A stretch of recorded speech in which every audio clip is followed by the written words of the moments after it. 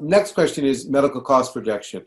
We've discussed this in a number of the other sessions that we've had, but just to give a summary, I think medical cost projections are an alternative to life care planning in a number of cases, but understanding their limitations. A medical cost projection focuses on the pricing of the medical treatment that's projected, and largely relies upon the treating physician with regard to what the treatment plan is. So it doesn't go into nearly as much detail in terms of obtaining history from a patient.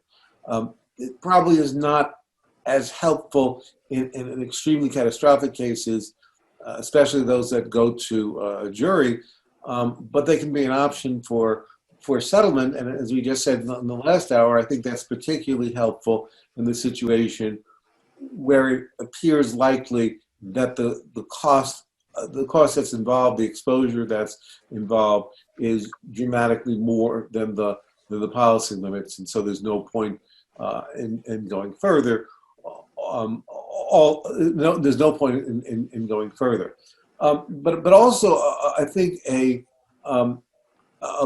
medical cost projection is helpful in another situation, and that's as a double check to be sure that in a quote lower cost case, that the plaintiff's attorney isn't overlooking something, and that could actually be very important, and it might mean that you do need a life care planner to look at it otherwise. And I think that's very helpful.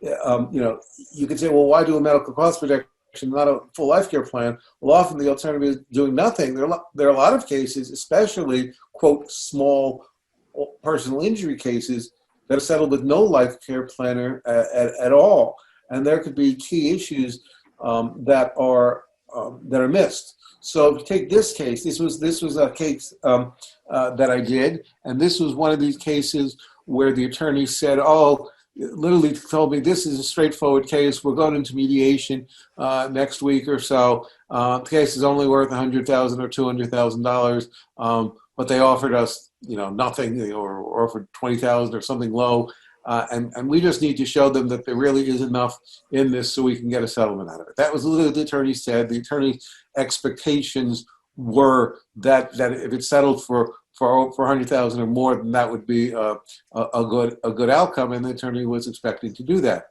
And it turned out that this was a patient who did have a motor vehicle accident that with a number of complications and requiring spinal fusion surgery. What was interesting is the patient had quite a number of other medical complications, especially including Parkinsonism.